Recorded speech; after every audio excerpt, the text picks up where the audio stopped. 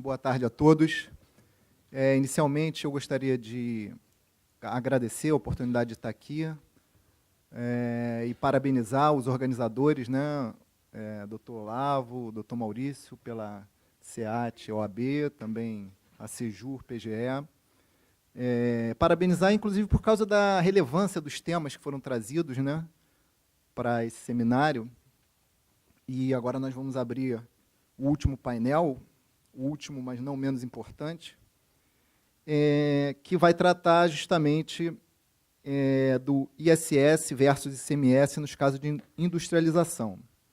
Um tema que é muito espinhoso, porque trata de uma questão de conflito de competência tributária entre estados e municípios, mas eu tenho certeza que os nossos palestrantes aqui vão nos ajudar a esclarecer todas as questões que ainda se fazem necessárias, né?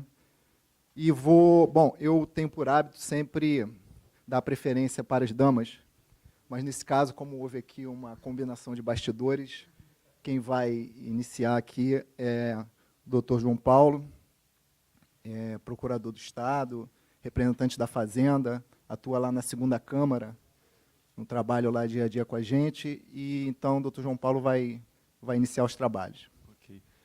Obrigado. Boa tarde a todos. Agradeço aí os sobreviventes que ainda estão aqui nesse último painel. E a gente promete que vai valer a pena, né, Priscila, esse último painel. Vai ser animado.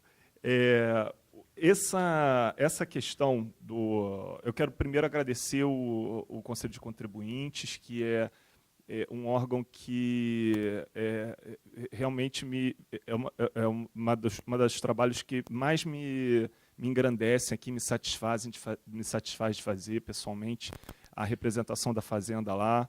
É um órgão muito democrático, muito paritário, tem advogado, tem fiscal, todo mundo está lá junto, se entendendo, num diálogo bacana que está fazendo a gente chegar a conclusões cada vez melhores, e acho que essa é a ideia do diálogo mesmo.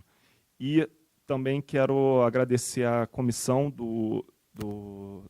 de estudos tributários da OAB, que eu estou integrando a partir desse ano, e que já estamos aí com vários projetos legais de seminários e outros projetos que vão colaborar muito com os estudos tributários aqui no Brasil, e hoje, particularmente, no estado do Rio de Janeiro.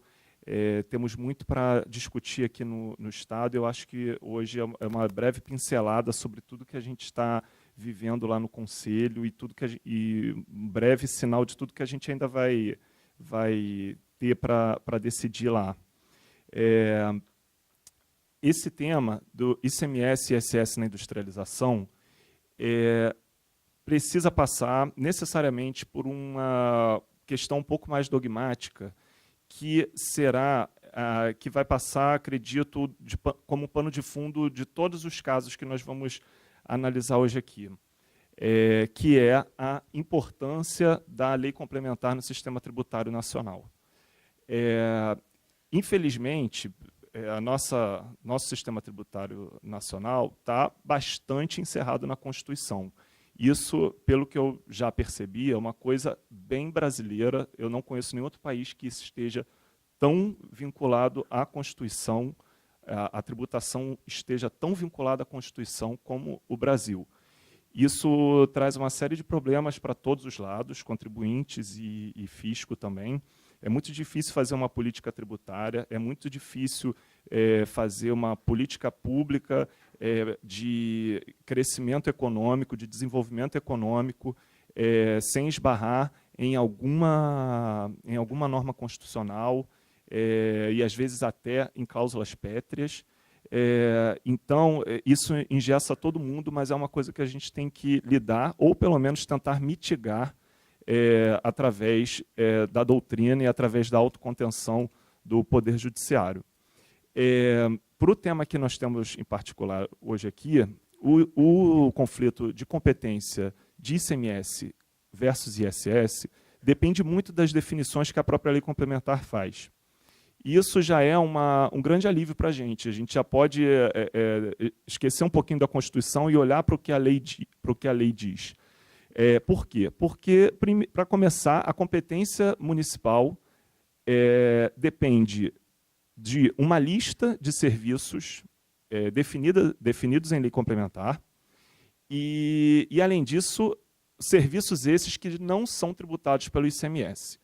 Então, já temos aqui uma primeira conclusão parcial que o ISS é residual, ou seja, não incide, não há uma superposição de competência com o ICMS, pressupõe-se que o sistema tributário seja harmônico, que não haja superposições de competências, de materialidades, e, em segundo lugar, dependemos da lei complementar para definir quais são esses serviços que serão tributados pelo município. Isso é uma peculiaridade do ISS, essa exigência dessa lista, e, em geral, ela é bem respeitada pela jurisprudência. Tá? O STJ se mantém muito fiel a essa taxatividade da lei complementar, como está ilustrado nesse primeiro repetitivo, e, em breve, teremos também um pronunciamento mais em repercussão geral do Supremo, que muito provavelmente tende a ser nessa mesma linha da taxatividade da lei complementar para a definição dos serviços a serem tributados pelo ISS. Também temos um fenômeno no ISS quanto às operações mistas. Né? Eu disse que o ISS é residual, ou seja, os serviços que são tributados pelo município não são os mesmos serviços que são tributados pelo ICMS. E aqui eu não estou tratando só dos serviços de transporte ou de comunicação, que é o S lá do ICM, mas eu estou também tratando de todas aquelas operações que, na realidade, muitas vezes se torna difícil de definir se é uma circulação de mercadorias ou se é uma prestação de serviço. E há uma terceira categoria de operações que mescla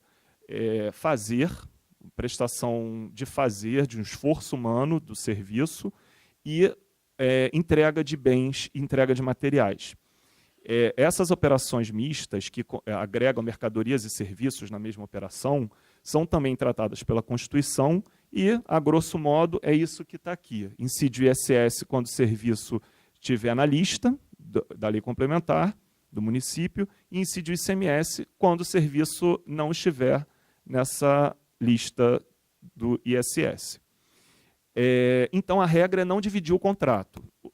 Não dá para ficar querendo pincelar numa operação o que é fazer humano, como definição de serviço, e o que é mercadoria, para poder tributar uma parte no ISS e uma parte no ICMS. Não, essa situação de cindir as operações é uma situação excepcional e estão todas também previstas nessa tal lista da lei complementar. E o exemplo disso é esse item 7.2, que expressamente coloca o fornecimento de mercadorias para o ICMS nessa situação peculiar. Não sei se ainda continua esse número na nova lista, mas acho que continua, o item 7.2 da Construção Civil.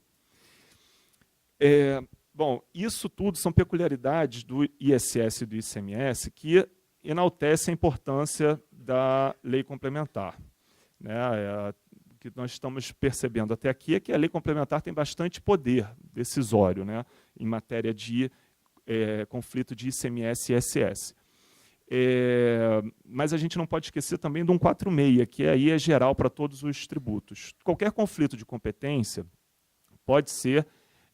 deve ser dirimido pela lei complementar, porque, além dela especificamente poder dispor sobre o conflito de competência, que é o que está no inciso 1, ela também vai, no inciso 3, estabelecer normas gerais sobre tributos, fatos geradores, bases de cálculo, contribuintes. Então, a Constituição traz a essa figura do legislador complementar um grande poder decisório, um grande poder criativo para realmente dirimir esses conflitos, em qualquer tributo, em especial aqui o conflito que a gente está tratando hoje. Isso tem uma série de vantagens. A primeira delas é que a via ordinária, como uma primeira conclusão, é que a via ordinária para a solução desses conflitos tributários, em especial o conflito que nós estamos tratando hoje aqui, é a lei complementar. O judiciário, a meu ver, tem que ser exceção. Aprendemos muito sobre a presunção da constitucionalidade das leis, mas em matéria tributária, como nós temos materialidades tão bem definidas, tão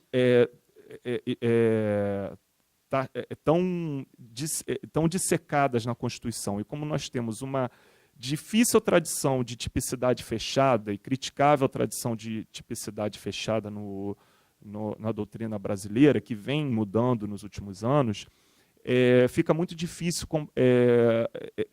não conseguir solucionar um conflito de competência através do legislador. Geralmente, as lides tributárias, todos nós sabemos que acabam tendo as grandes questões tributárias, melhor dizendo, acabam tendo sua decisão no Judiciário, particularmente no Supremo Tribunal Federal. Isso traz isso é um problema, porque, como eu disse no início, nem todo o sistema tributário nacional está na Constituição. A Constituição não encerra o sistema tributário nacional. Tem muito ainda ali para contar depois da Constituição. E o legislador complementar tem um papel muito importante nisso. Nós temos o problema de entender que todo o sistema tributário está na Constituição e que esses conflitos poderiam ser decididos a partir de uma interpretação do julgador que definiria o que é serviço e o que é mercadoria, circulação de mercadoria, é aquele velho problema do ativismo judicial. E aqui cabem todas as críticas que se faz ao ativismo judicial, a legitimidade democrática do judiciário, a expertise técnica para a política pública e para a economia e tudo mais. Também temos um outro problema, que é a segurança jurídica, tanto do contribuinte quanto do Estado. Não ter pré-soluções já definidas de maneira geral e abstrata pela lei complementar traz uma insegurança para todo mundo. Para o Estado, porque ele não tem sequer uma previsão de arrecadação, não dá para fazer uma prognose de receitas e despesas, porque você nunca sabe o que vai cair e o que vai ficar. E para o contribuinte, porque ele não tem nenhum pré-conhecimento do ordenamento, das regras às quais ele está sujeito, nenhuma previsibilidade se aquele ordenamento vai continuar em pé, ou se ele vai cair daqui a 10 anos com uma decisão do Supremo, ou daqui a 15, 20 anos com uma decisão do Supremo diferente. A lei complementar também consagra, o ponto 4 ali, o federalismo fiscal, unificando e uniformizando as operações no país todo e a descentralização administrativa, que só é possível com as receitas tributárias de cada ente federativo. E, em quinto lugar, a meu ver, a lei complementar tem realmente um poder decisório de solucionar e criar uma solução para aquele conflito. Ela não está limitada a repetir um suposto sentido que esteja escondido lá na Constituição, dentro daqueles conceitos constitucionais veiculados lá nos enunciados constitucionais de competência, né? Será que haveria um sentido escondido na Constituição do que é o verdadeiro serviço, do que é a verdadeira circulação de mercadoria? A meu ver, o legislador complementar colabora nessa interpretação e na construção desse significado, dessa interpretação. E se a lei complementar cria, soluciona e decide, ela não pode retroagir, ela não é uma interpretação autêntica, ela não está revelando um sentido que já poderia ser pré-conhecido. Não, ela está inovando, ela está trazendo alguma novidade e que, por isso, só pode ser aplicada dali para frente. Então, mas isso no mundo ideal, né? Tudo isso é no mundo ideal, no mundo dos fatos, da realidade. O que a gente vê é que o judiciário sempre pode dizer que aquela lei complementar, a pretexto de estar solucionando um conflito de competência entre impostos, ela está invalidando, adentrando numa competência tributária de outro imposto, de outro ente federativo. E, por isso, então, ela poderia ser invalidada pelo judiciário, como disse expressamente esse precedente em recurso extraordinário. E muitos outros, né? Isso aí acho que todo mundo já viu acontecer e é o normal de acontecer na jurisdição constitucional tributária. Um exemplo disso, disso que eu estou chamando de ativismo judicial, para hoje aqui, é uma definição muito, a meu ver, muito esquisita que alguns julgamentos fazem, e até em súmula vinculante, essa dicotomia, esse raciocínio dual, né, do que é ISS e do que é ICMS, como se eles fossem duas realidades econômicas completamente de outro planeta, de planetas diferentes, né? O ISS diz lá, esse recurso extraordinário, é um serviço, logo ele é uma obrigação de fazer. O ICMS é uma mercadoria, logo é uma obrigação de dar. É uma circulação de mercadoria, envolve obrigação de dar. E aí, com esse raciocínio do direito romano, lá de milhares de anos atrás, o Supremo decidiu uma lide tributária declarando inconstitucional o ISS sobre operações de locação de bens móveis, com base nessa tabuada aqui, bem antiga, né? Bem civilista, bem de direito privado. Mas aí, a história não acabou aí. Quando chegaram outras lides lá no STF, ele teve que rever, porque a coisa começou a ficar meio contraditória, né? Chegou o leasing financeiro, o STF disse que a complexidade dos negócios modernos não mais poderia ser explicada pelas categorias clássicas do direito romano. Ainda bem. E, quando chegou a questão de serviços gráficos, ele também afirmou isso, nessa segunda ADIM que eu vou tratar mais à frente. E também, mais recentemente, quando chegou o caso das operadoras de planos privados de assistência à saúde, ele entendeu que a materialidade do ISS não pode ser restringida às classificações do direito civil. E o que a gente está tratando aqui, basicamente, é da autonomia do direito tributário. A independência do direito tributário face ao direito privado, né? Isso é uma questão muito antiga e que está em aberto ainda hoje e que, como vocês estão vendo, está virando, né? A gente está evoluindo nisso. Eu vejo claramente uma superação de dogmas aqui, o que é muito bom para a ciência do direito tributário. Porém, os critérios para resolver esses conflitos, eles continuam muito casuísticos. Num primeiro momento, tínhamos, a exemplo dessa súmula número 156 do STJ, que dizia que propugnava a incidência do ISS sobre a prestação de serviço de composição gráfica personalizada, quer dizer, aquela operação gráfica, de serviço de composição gráfica, né, como, por exemplo, preparar uma embalagem, ou uma bula de remédio, ou qualquer composição gráfica que faça parte de um processo produtivo industrial,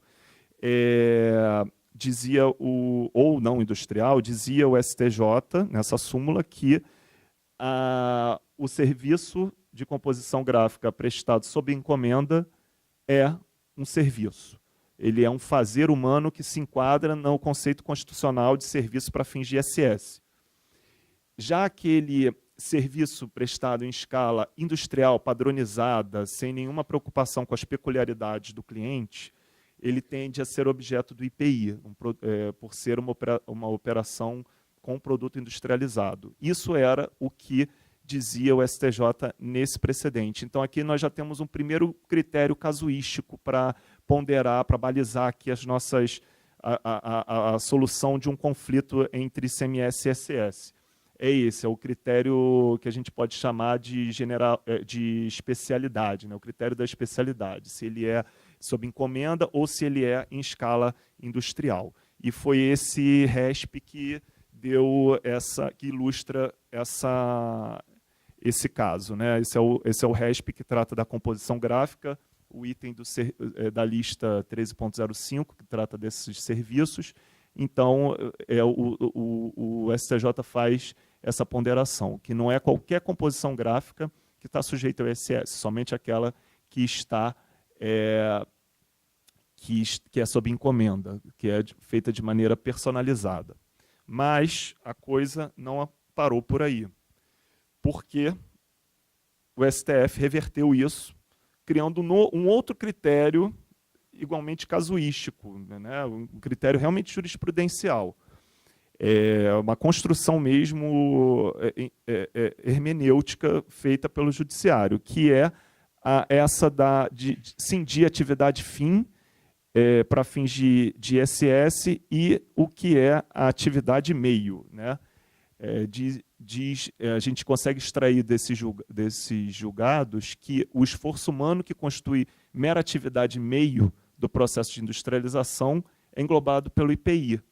Enquanto que, se você está fazendo um esforço humano que é uma atividade fim para o seu consumidor final, aí você tem uma prestação de serviço sujeita ao ISS.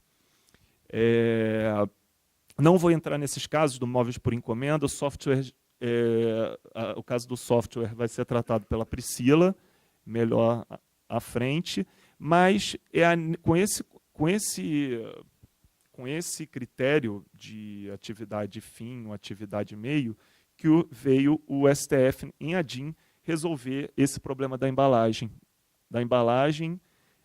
Qual é o caso aqui? É uma embalagem feita por um terceiro. Temos aqui uma escala industrial de uma indústria farmacêutica, por exemplo.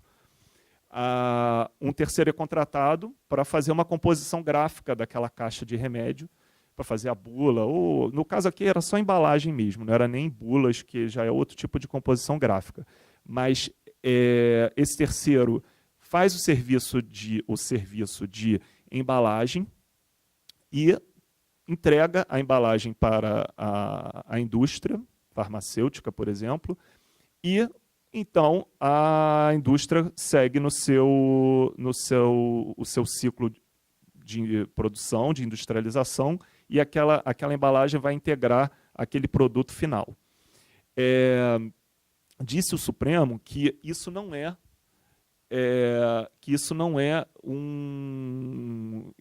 diz ele aqui nessa ADIM, contrariando o que o STJ disse anteriormente, que nesse conflito entre o ISS e o ICMS, a produção de embalagens sob encomenda para posterior industrialização, né, dos serviços gráficos estaria sujeita não estaria sujeita ao ISS, porque não é destinada a um consumidor final, mas sim faz parte de um processo de industrialização e, portanto, é uma embalagem que vai integrar uma subsequente industrialização e uma subsequente circulação de mercadoria. Ou seja, esse serviço feito pela gráfica não é uma atividade fim, é uma atividade meio. E aí, então, com base nesse critério de atividade fim ou atividade meio, resolveu o Supremo essa questão da embalagem dessa maneira. E eu esqueci de acrescentar aqui nesse slide que essa questão agora foi positivada. O legislador complementar, olha que interessante, ele se curvou ao entendimento do Supremo, né? Ele positivou esse entendimento do Supremo na nova lei complementar do ISS, que alterou a lei complementar do ISS, a lei complementar 157 de 2017, no item 13.05. Se curvou esse entendimento falando exatamente isso, que se você está numa escala de processo produtivo que será objeto de posterior industrialização ou circulação de mercadoria, não há incidência de ISS.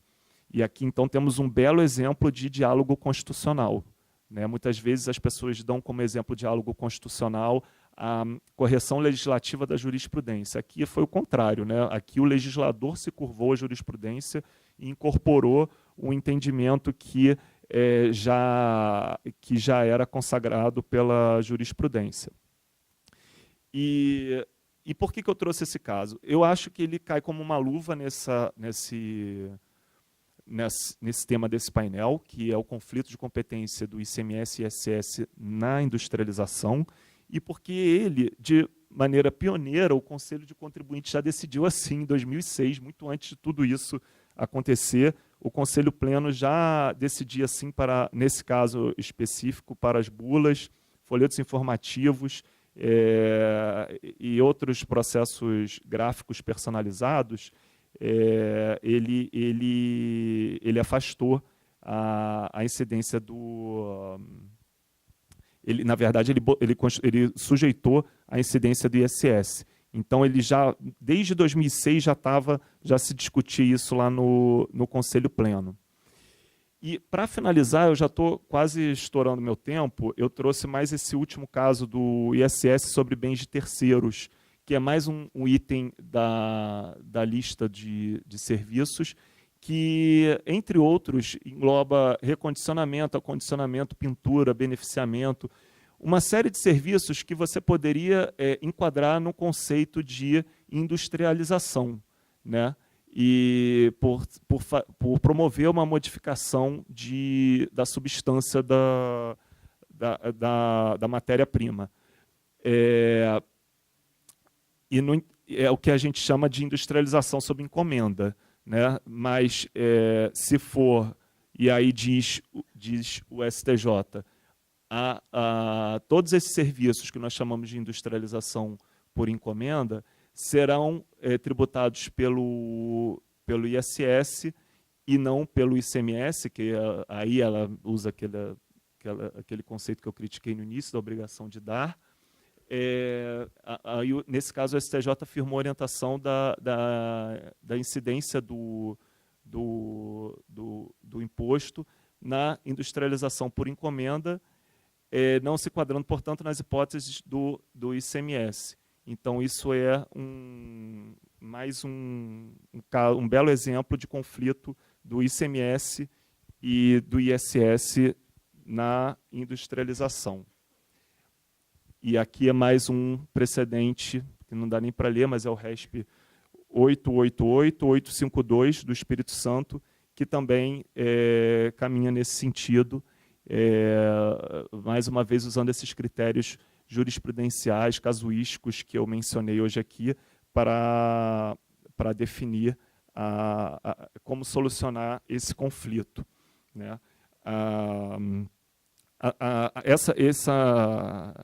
Essa questão ainda está em aberto, porque teve duas soluções de consulta diferentes, aparentemente diferentes, na Receita Federal. A primeira é essa e a segunda foi essa, né, que diz que nessas hipóteses de serviços de industrialização por encomenda, desde na hipótese desses serviços de industrialização por encomenda direta ao consumidor ou usuário, desde que, em qualquer caso, seja preponderante o trabalho profissional, a operação não é considerada industrialização. E aí, então, é mais uma hipótese sujeita ao ISS, então já tem aí essa solução de consulta desde 2008 nesse sentido. Já estourei meu tempo, eu agradeço a atenção, e agora a gente segue aprofundando esses mesmos casos e alguns outros adicionais com a Priscila, nossa conselheira do Conselho de Contribuintes. Obrigado a todos.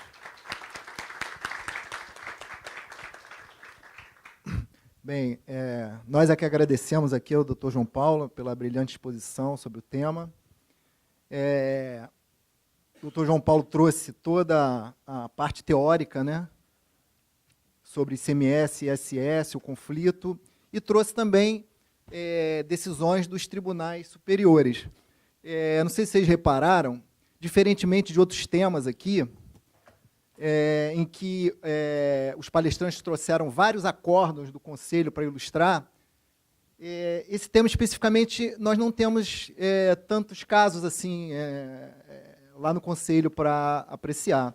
Mas eu já fiquei sabendo que a doutora Priscila vai nos trazer um caso aqui concreto que nós apreciamos lá no Conselho. Então, já fazendo a apresentação, agora, quem vai nos brindar a todos aqui com seus conhecimentos sobre o tema é a doutora Priscila Sacalém. Doutora Priscila, eu a conheci, né, lá pelos idos de 2006, 2007, na pós-graduação, Direito Tributário da UF, fomos colegas, e viemos lá nos reencontrar no Conselho de Contribuintes. Agora, recentemente, a doutora Priscila, que é coordenadora jurídica tributária da Firjan, membro da SEAT. Então, agora, vamos ouvir atentamente a doutora Priscila. Bom, boa tarde a todos. Que missão, né? Encerrar o evento depois de tanta gente tão capacitada, com tanta expertise, que falou sobre tantos assuntos que nos interessam com relação ao Conselho de Contribuintes. Primeiramente, também queria agradecer pelo convite à comissão da OAB, da qual eu também faço parte, e dizer que, como coordenadora do tributário da Firjan, para mim, é uma honra fazer parte do Conselho de Contribuintes, porque uma das nossas missões lá na Firjan é tornar o Rio de Janeiro um ambiente de negócios melhor. E nenhum lugar melhor do que o tribunal paritário, justo, em que os procuradores, representantes da Fazenda, os conselheiros, representantes da Fazenda, e do contribuinte tem um diálogo tão aberto, tem uma dialética tão bacana e com quem eu aprendo todo dia. E uma grande característica de ser suplente, conselheira suplente, é que eu posso integrar várias câmaras. Então, todos os conselheiros que estão aqui hoje e que já estiveram aqui nessa mesa mais cedo, com quem eu já tive a honra, né, de compor a turma julgadora, além de também compor o Tribunal Pleno quando eu sou convocada, o que muito me honra. Então, longe de querer fazer uma apresentação tão técnica e teórica, com a expertise do Dr. João Paulo, eu vou trazer aqui para vocês umas breves reflexões, até já peço desculpas porque vão ser redundantes com alguns assuntos que o João trouxe, porque, como ele falou, a jurisprudência ela vai caminhando sempre com os mesmos argumentos, às vezes ela evolui de um lado, conforme vai evoluindo também os negócios, né, a solução, a forma de oferecer os serviços, como a gente vai ver no software. Houve uma recente alteração na lei complementar para incluir a questão dos produtos eletrônicos, do software na nuvem. Então, sem mais delongas, eu vou então iniciar aqui a minha exposição.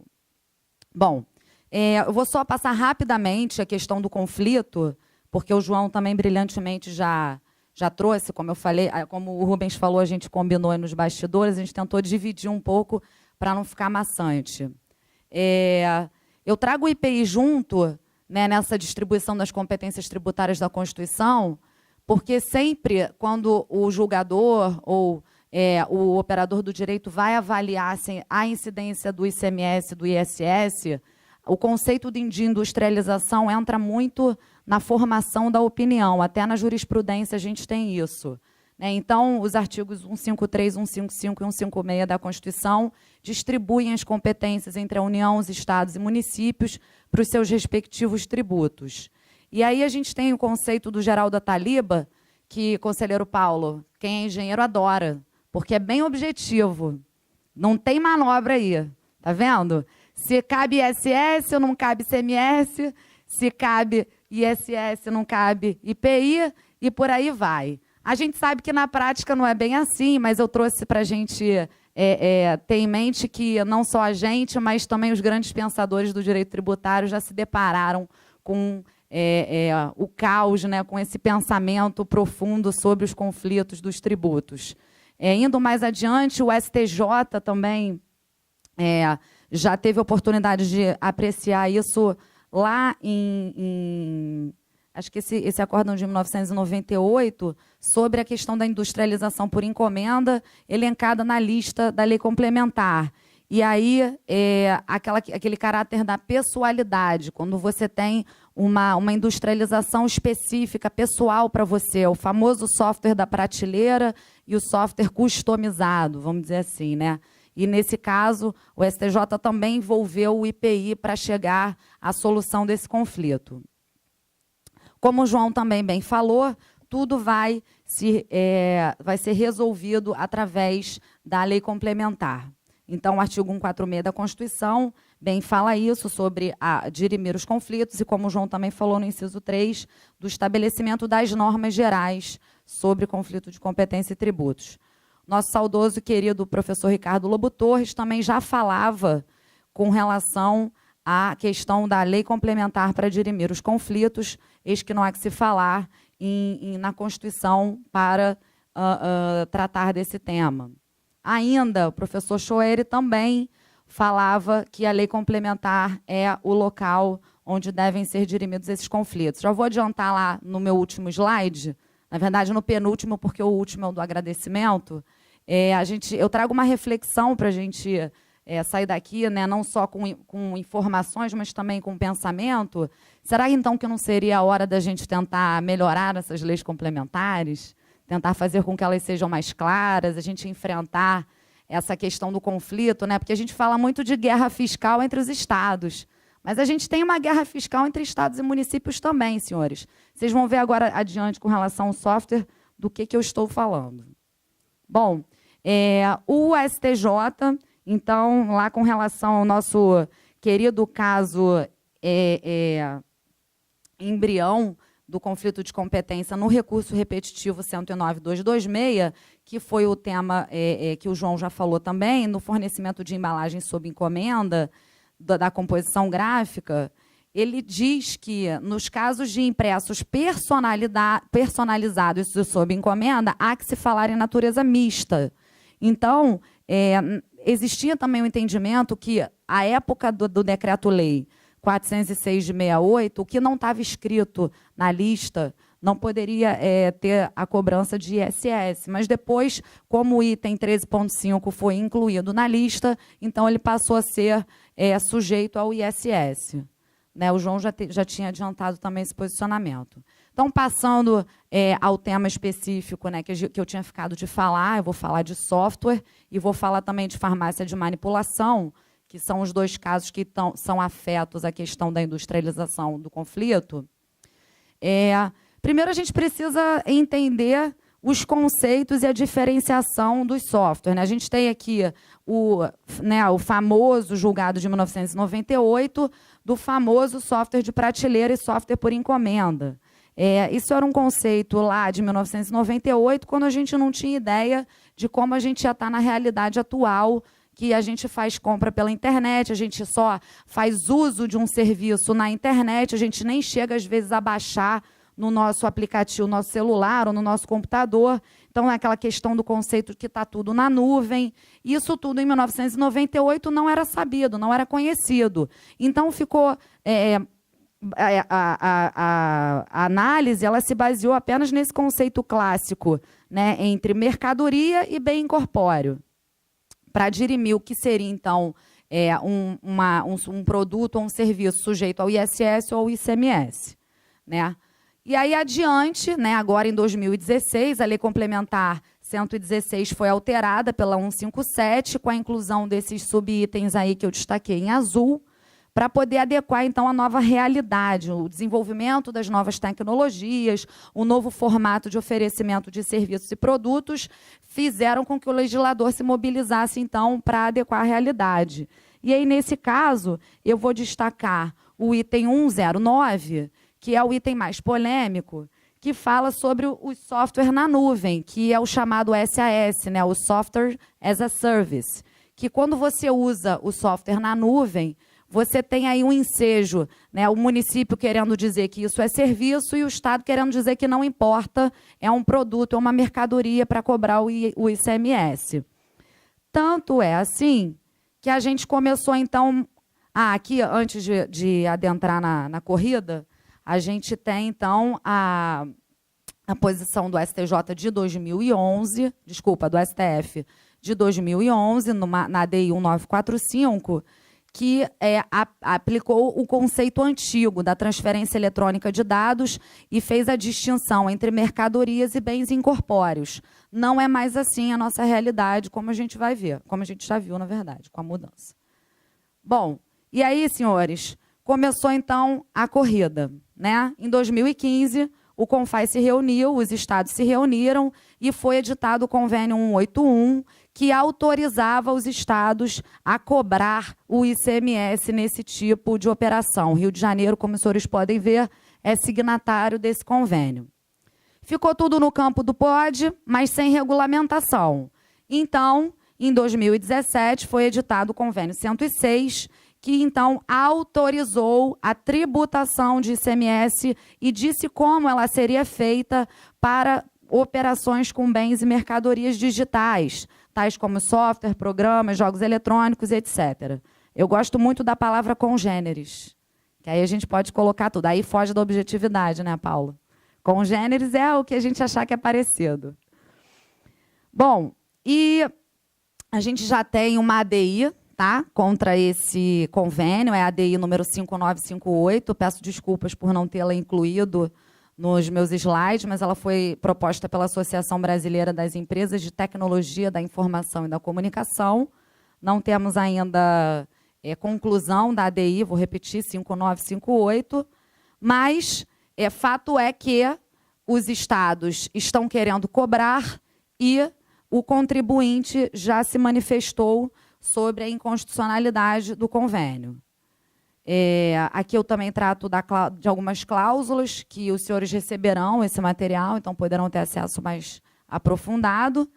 E aí o município de São Paulo, então, reagiu ao convênio e editou lá em 2017, em setembro de 2017, esse parecer normativo, que fala sobre os subitens 103, que é o de processamento de dados, e 1.007, que é o de suporte técnico da lista de serviços da lei complementar, que foi reproduzida na Lei 13.701, lá do município de São Paulo. O município de São Paulo, então, definiu que esse tipo de serviço era passível de tributação de ISS, mas notem que sempre com o objetivo de trazer segurança jurídica, né? Vejam esse trecho que eu destaquei, que ele fala, considerando a necessidade de assegurar aos agentes administrativos a necessária segurança jurídica para a consecução de suas atividades. E, num outro momento, o próprio município de São Paulo reconhece a natureza híbrida desses serviços. Então, parece que ele, na verdade, por reconhecer a natureza híbrida dos serviços, resolveu, então, se antecipar e editar uma norma dizendo que esse quinhão é meu, não é mesmo? Só que, como eu falei, era uma guerra, o Estado de São Paulo não ficou para trás, e aí veio a decisão normativa, também de 2017, decisão normativa CAT número 04, em que o Estado de São Paulo fala que, interpretando essa situação fática toda, dizendo que em relação aos softwares seria possível distinguir dois tipos, os desenvolvidos sob encomenda, aí fala da questão da preponderância, se o serviço é preponderante ou o fornecimento de mercadoria que é preponderante, depois fala dos softwares de prateleira, ele volta um pouco para o conceito antigo da ideia da prateleira e do personalizado, porque realmente quando você foca no critério de que se é prestação de serviço ou produto, considerando se é personalizado ou se não é, o ICMS vai sempre ganhar. Porque você tem um aplicativo lá na nuvem, você não customiza ele, o Candy Crush está lá para você baixar. Então, e aí? É o mesmo Candy Crush para mim e para o Daniel, a diferença é a fase que a gente vai estar em algum momento e ele vai ficar lá na nuvem. Mas as atualizações são disponibilizadas idênticas para mim e para vocês. Então, realmente, se você parar para pensar sob esse ponto de vista, sob essa ótica de interpretação, você vai ter sempre a incidência do ICMS e não do ISS. E foi isso que essa decisão normativa CAT 04 de 2017 tentou fazer. Ela não instituiu ainda uma forma de cobrança, São Paulo ainda não está cobrando, porque tem um grande problema que ainda precisa ser definido nesses casos, que é o local da ocorrência do fato gerador. Não é mesmo, doutora Cláudia? Esse é um problema que a gente também vem enfrentando, que que a Procuradoria do Estado está tentando também ajudar a gente. Bom, e aí, eu também, nesse slide é interessante que foi o que eu falei, ainda que seja distribuído em meio físico ou negociados em meio digital, por download ou streaming ou na nuvem, de qualquer jeito, é em larga escala, é igual para todo mundo a ICMS. É simples assim. E, de novo, não dá para não se tem como cobrar ainda por conta da questão do fato gerador. Esse item 6 aí que eu mencionava.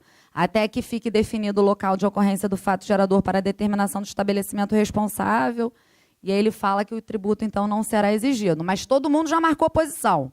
Município de São Paulo já marcou posição, Estado de São Paulo já marcou posição também. E aí temos, então, a Confederação Nacional dos Serviços, a CNS, também ajuizando uma ADI, porque Minas Gerais também internalizou aí a questão no seu município, através do decreto 46877 de 2015, desculpa, Estado, e aí a CNS ajuizou, então, essa ADI, que não sabemos ainda qual será o desfecho, essa ADI 5659. Paralelamente a isso tudo, senhores, vejam que a questão está longe de estar definida, o tema ainda está afetado no número 590 do STF, né, um recurso extraordinário que, obviamente, discute uma sistemática mais antiga, mas que fatalmente vai se basear na nossa realidade quando for haver o seu julgamento. Essas eram as palavras sobre o software. Não temos decisão no nosso querido Conselho de Contribuintes ainda sobre esse assunto. Já houve no passado a famosa discussão entre prateleira e encomenda. Todo mundo sabe que essa discussão já está ultrapassada, já entendemos esse posicionamento, que já é pacífico, inclusive no Conselho, então não chegou nunca mais nada lá sobre esse assunto.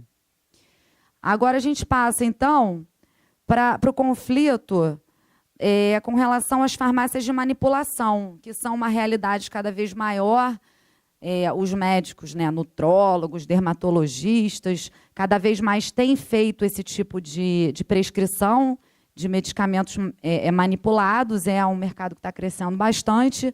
E quando a gente estava só no campo das grandes farmacêuticas e comprava na farmácia, não tinha o que a gente questionar. Mas hoje a gente pode se perguntar se o mesmo remédio que uma farmácia vende numa grande companhia farmacêutica produz, a gente pega aquele mesmo composto, vai lá na farmácia e manipula, será que a gente não está adquirindo a mesma coisa? Será que o que a Bayer faz também não seria serviço? Ou o que a farmácia de manipulação faz não é um produto? Então, é a partir dessa reflexão que a gente vai caminhar aqui nessa dicotomia de ISS e ICMS em farmácias de manipulação. Bom, a lei complementar, em regra, fala que o fornecimento de mercadorias com prestação de serviços, que é mais ou menos o caso da farmácia de manipulação, porque você vai lá e compra um produto que foi manufaturado para você, mas, como a gente vai ver, o nosso Conselho de Contribuintes já entendeu, por razões super técnicas, que incidiria ICMS e não ISS. Então, eu não vou nem antecipar aqui que é ICMS, é ISS, o entendimento não é pacífico ainda. Ele fala que o fornecimento de mercadorias com prestação de serviços especificados na lista anexa à Lei Complementar 116, com a ressalva da incidência de ICMS, fica sujeito a este imposto, sendo o respectivo serviço tributado pelo ISS. É o famoso o que não é ISS, é ICMS, que a gente já viu aqui no passado.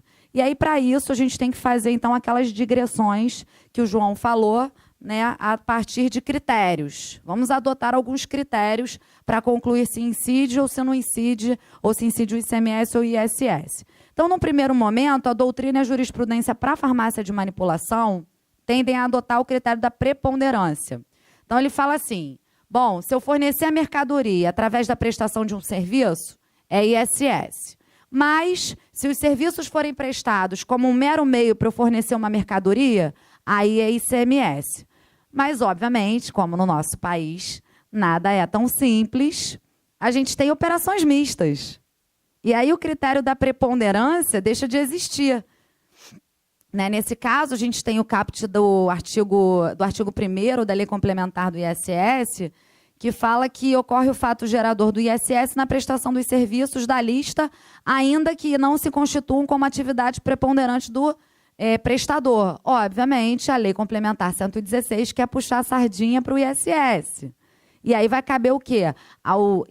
Quem vai interpretar a norma, desenvolver novas teses, como a gente vai ver, também foram desenvolvidas. E como é que o STJ tentou dirimir essa questão da preponderância em operações mistas. O que diz lá a primeira turma do STJ em 2000? Fala que esse aqui foi a venda de um piso de madeira a um cliente que depois contratou os serviços da aplicação.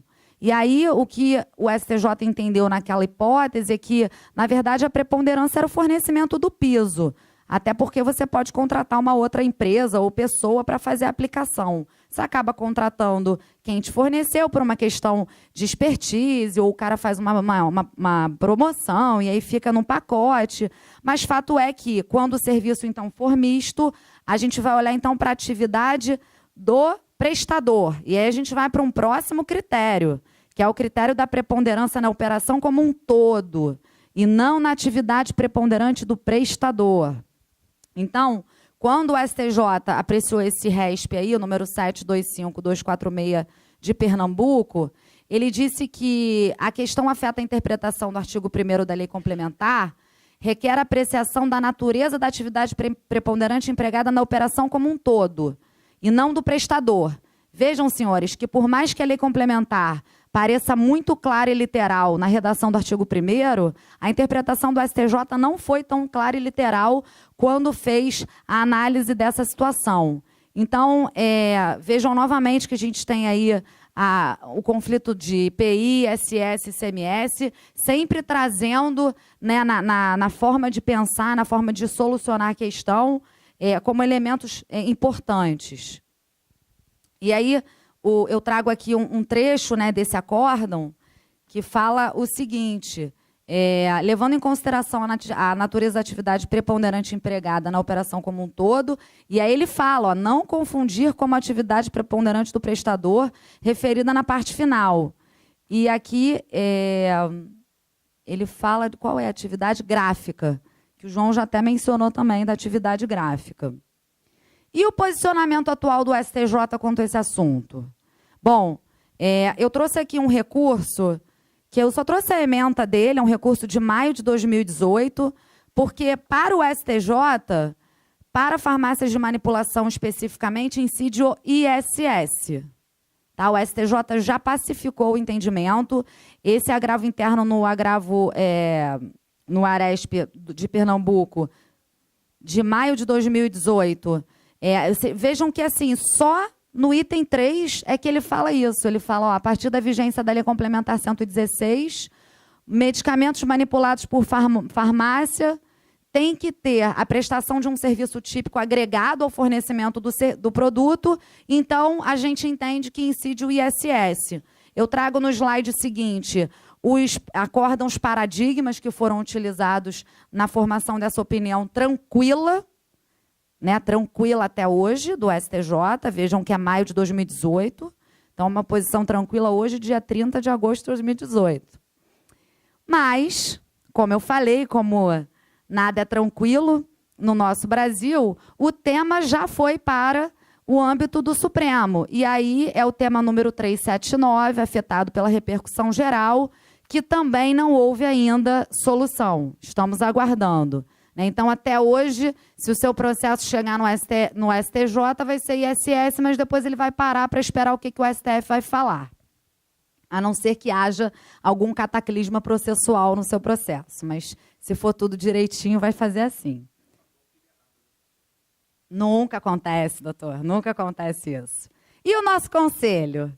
O nosso conselho de contribuintes já teve a oportunidade de apreciar o caso dessa farmácia de manipulação, lá em 2014, de um acórdão de lavra do nosso querido conselheiro Gustavo Pimentel. E, nessa oportunidade, o Conselho entendeu que incidiria o ICMS, não o ISS.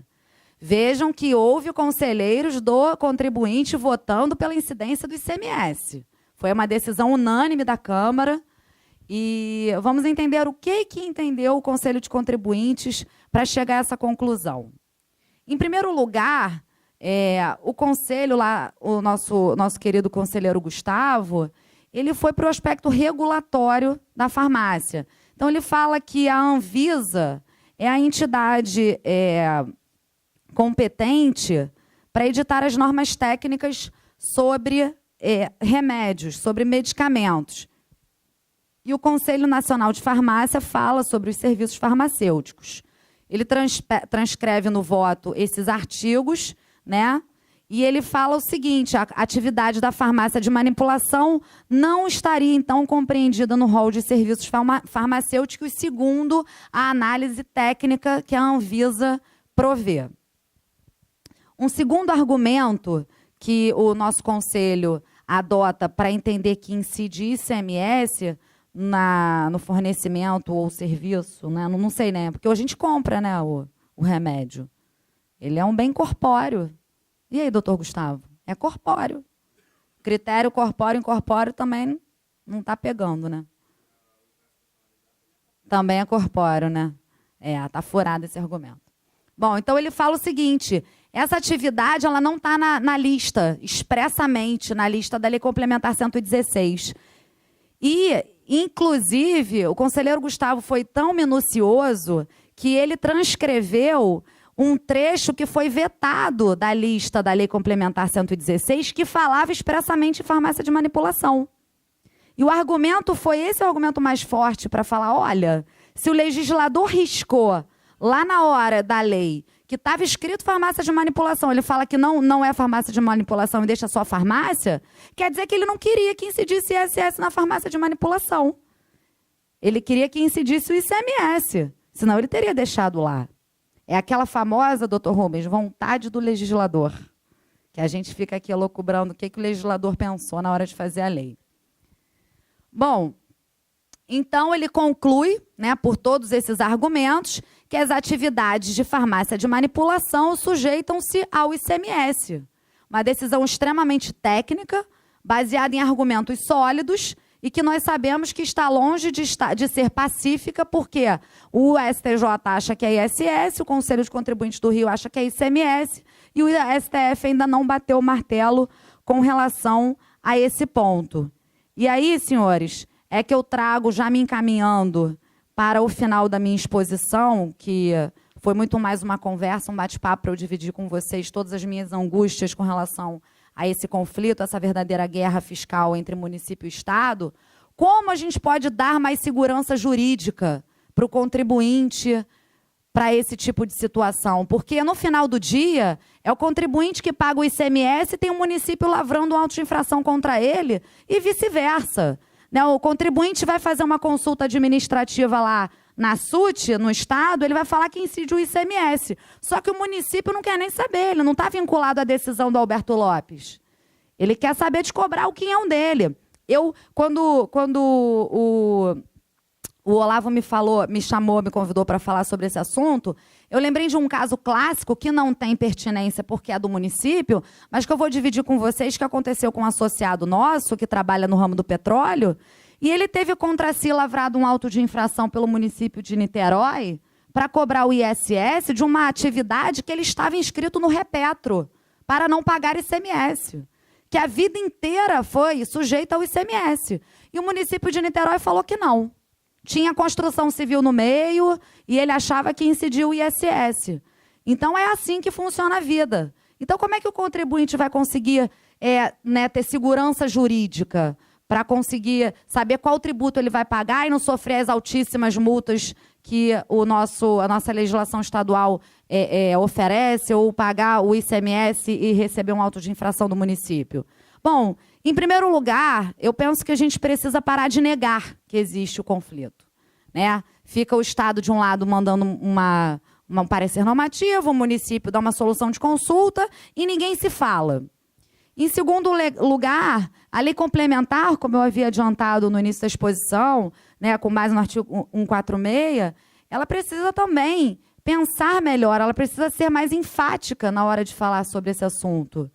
E, por fim, né, a famosa, esperada, desejada reforma tributária, para que não haja mais essa margem de dúvida quanto à incidência de um tributo, à ocorrência do local do fato gerador, da hipótese de incidência, o fato gerador, enfim, todas as dúvidas que temos hoje precisam ser pensadas, todos os conflitos gerados pelas impropriedades ou, enfim, dicotomias nas normas, elas precisam ser pensadas pelas pessoas que fazem, né, esse Brasil funcionar, que são o legislador federal, o legislador complementar, constitucional, até, né, a gente tem aí agora uma oportunidade de tentar ver se a gente muda um pouco esse Brasil com as eleições, perguntar para o seu candidato o que ele pretende fazer com relação a esse tipo de problema, que tanto faz com que o Brasil seja, de trás para frente, o terceiro pior país para fazer negócios no mundo.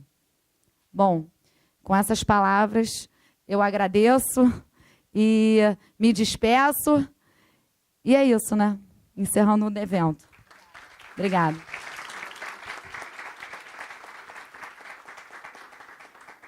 Agradecer à doutora Priscila e parabenizar pela exposição. Só pegando um ganchinho do final da reforma tributária, né? Uma das propostas seria a criação do IVA, que reuniria o IPI, ICMS e o ISS, e aí talvez acabasse com esse problema, mas certamente iria ser criado outros, né?